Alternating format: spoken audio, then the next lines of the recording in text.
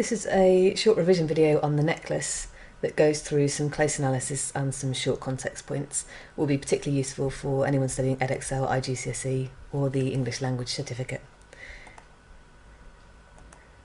So the author Guy de Maupassant was born in France in 1850.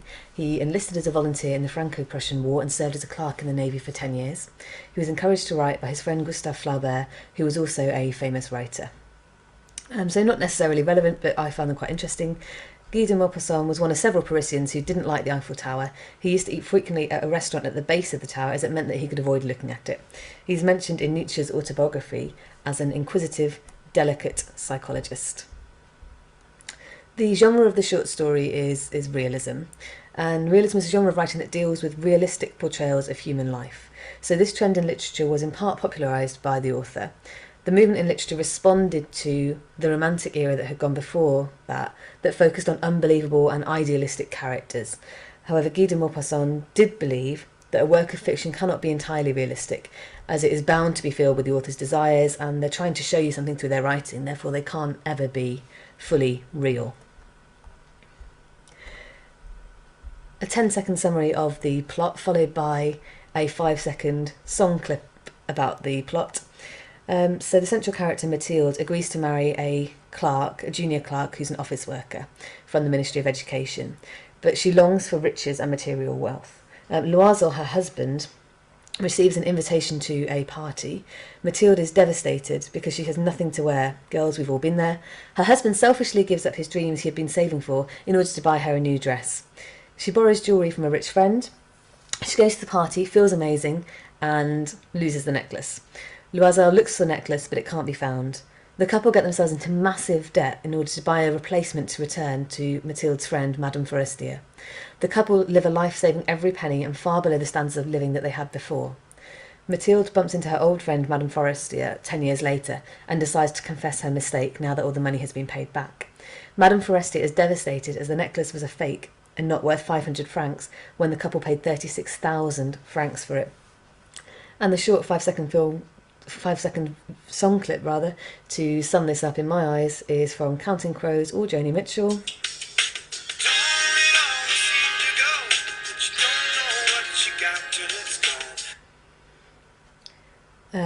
Hopefully you'll be able to understand that later on at least. Moving on to the close analysis. So the very title then, to start off with, even the title suggests that there's a focus on material wealth. It doesn't talk about the characters, it talks about the object, which then becomes the subject of the story. The necklace is a source of desire, a symbol of wealth, and then seemingly a curse for Mathilde. The necklace is an important symbol because it represents the idea that appearances can be deceptive. Mathilde wishes to borrow the necklace to appear more wealthy than she is, although the necklace itself is worth very little and therefore appears more valuable than the necklace is.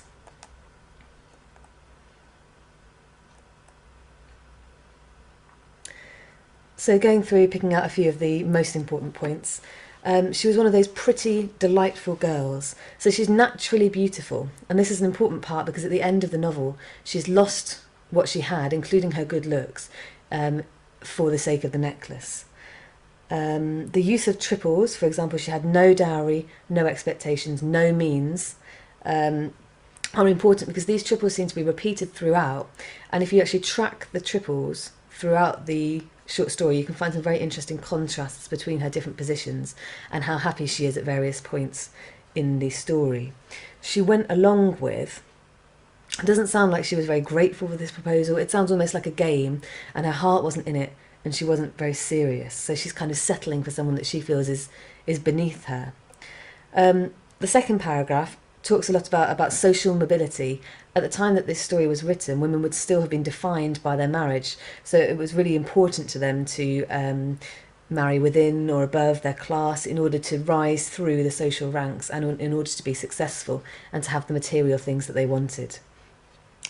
In the third paragraph, lots of references to the life that she has that is making her unhappy. So the run-down apartment that they live in, with another triple of peeling walls, battered chairs, ugly curtains.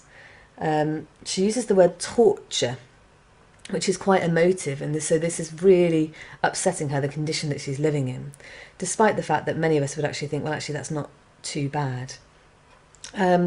Interesting word to comment on is the word spectacle, which almost implies a show or kind of an event. And that's interesting because you think her whole life, at least initially, appears to be an event for other people to see. It's what people think of her. So the spectacle of the young Breton peasant girl is an interesting choice of words. These couple of lines are an extended daydream and also provide a contrast between the life that she has with the peeling walls and the battered chairs and the life that she aspires to with oriental tapestries, bronze candelabras and 2 servants in liveried breeches. Oh no, my computer's popped up there.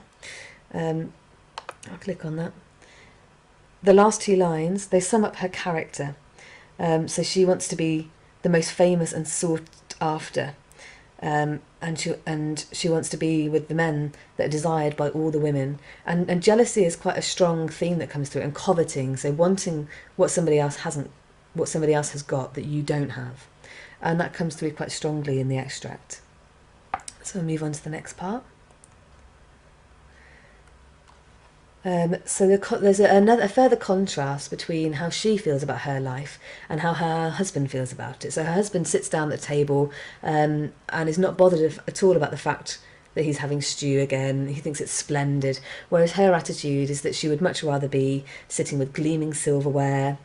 And she kind of extends her daydream even further to talk about exquisite dishes and fabulous china plates and things like that.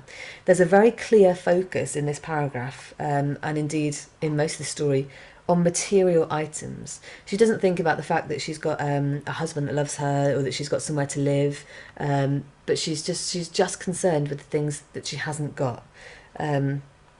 Which again is emphasised by the triple. She had no fine dresses, no jewellery, nothing. So it's emphasising her lack of material possessions.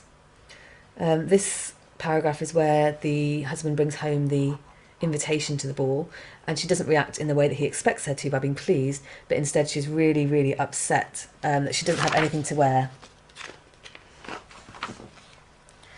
And it shows again the motif of coveting something and wanting something that somebody else has that you don't have.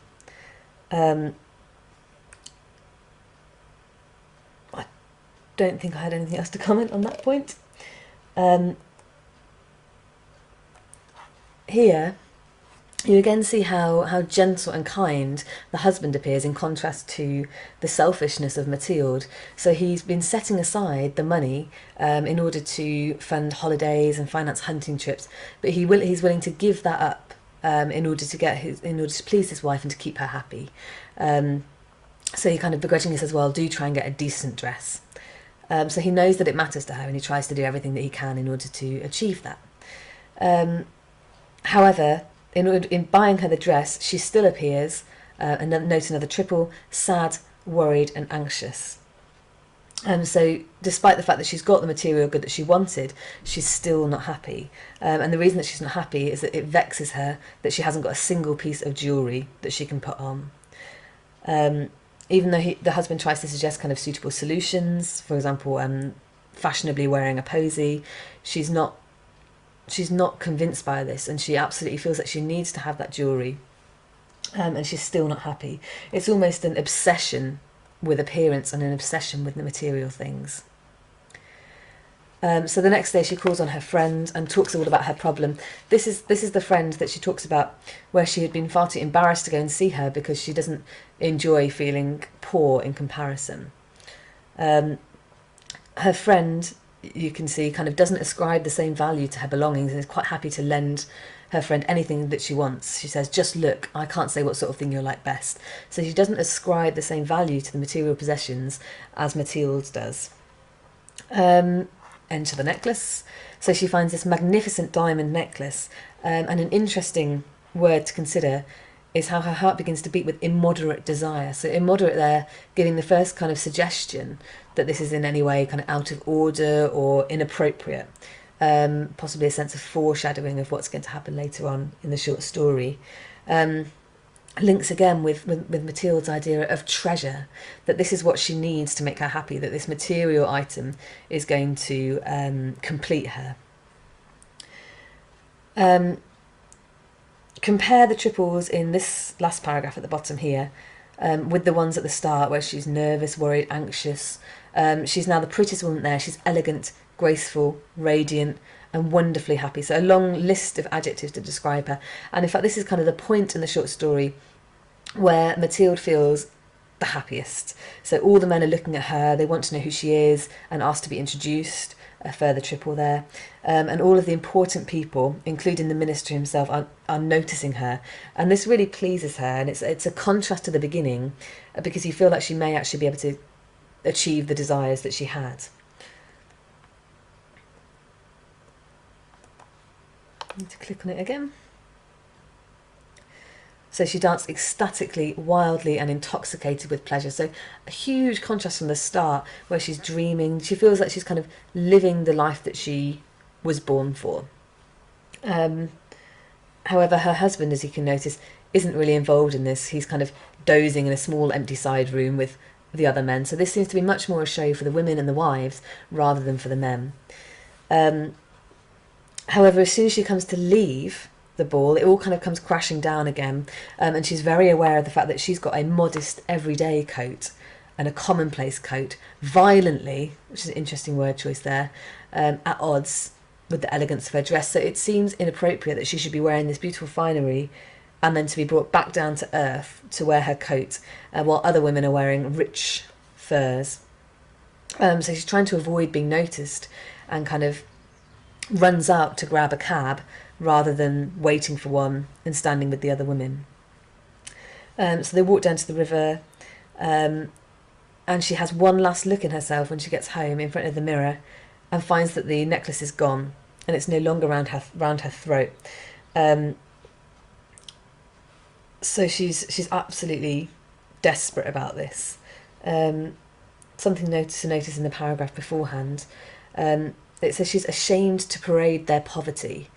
Having a commonplace coat is hardly poverty, but she feels so strongly that this is not her place and she deserves more. Pick up on the Rue des Martyrs. It's quite important because later on in the short story, Mathilde acts as if she is a martyr. So she decides that she's going to accept the life that comes from losing the necklace and having to repay her debts, and she's going to accept that. She's going to be stoic about it, and she's going to sacrifice her own personal happiness for her belief that she needs to pay that money back. However, when you think about the martyr of this story, it's really the husband who is completely selfless in his actions and gives up everything that he has for his wife. With no question, really. So although Mathilde is pretending to be the martyr, and she's living that life and she's trying to do it very heroically, the real martyr of the story is her husband. And I think that the address that they live on, Rue de Martyrs, Martyrs Road, is very significant, and I think that's been done on purpose.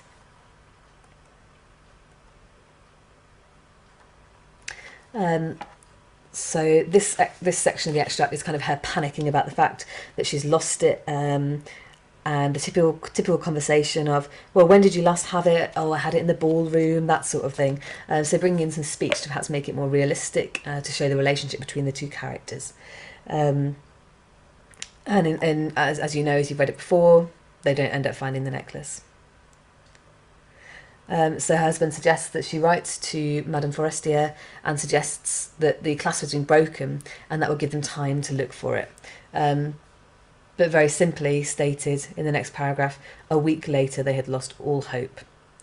Her husband has aged 5 years, so you might then infer that if he has aged 5 years, this has also had a negative effect on Mathilde, who was renowned for her good looks. So that's something that she did have that perhaps now is deteriorating through the stress that has been caused by this material possession. She's worried about Madame Forestier's reaction. As you can see here, what would she have thought? What would she have said? Would she not have concluded she was a thief? So again, she's worried more about the spectacle and the show, perhaps, rather than what counts and what's important to be worried for. Line 190, this part here, kind of marks a contrast to her previous life. So before, she was absolutely desperate to have the tapestries and the fantastic china.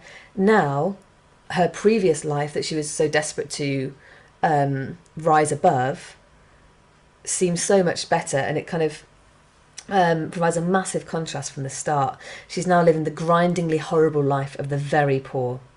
And I think the intensifier of very is important there to kind of really show the condition that she's living in compared to how she was at the start.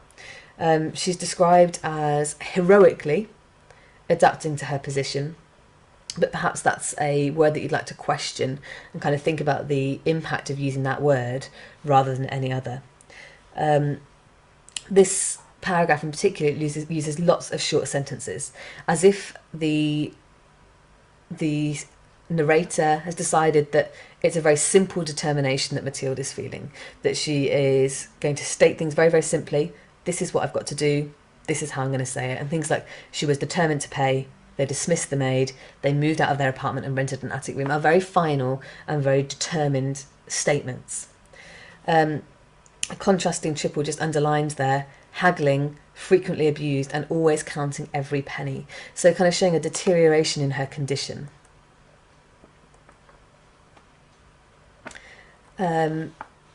The debts seem to be absolutely relentless. So each month they have to settle some accounts, renew others, and bargain for time. So again, using a triple to heighten the contrast between their previous life and what they're living now. So they live this way for 10 years, and then there's a chance encounter with Madame Forestier on the Champs-Élysées, which is one of the most exclusive shopping streets in Paris. Madame Forestier, you'll notice, and again a triple, is still young, still beautiful, and still attractive, which you now compare to Madame Loisel, who looked old. She's turned into a battling, hard, uncouth housewife.